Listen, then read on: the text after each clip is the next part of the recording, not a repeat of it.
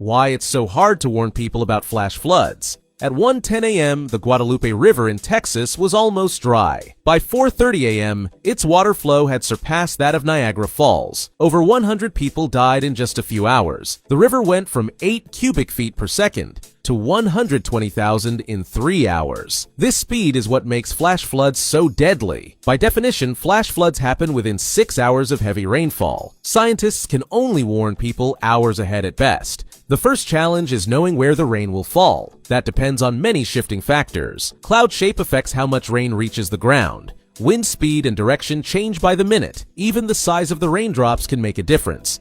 But rain alone doesn't cause the flood. The second challenge is what happens after it lands. Water behaves differently depending on the surface. Sandy soil soaks it up, but pavement, rock, and clay don't. That's why cities flood much faster than rural areas. Hills, canyons, and steep ground act like natural funnels. They turn normal rainfall into violent torrents. Texas has a region known as Flash Flood Alley. The Balcones Escarpment turns this area into a death trap. Once the rain starts, the clock is ticking. In smaller, steep areas, floods can begin within minutes. Even in bigger regions, you may have just 2 hours.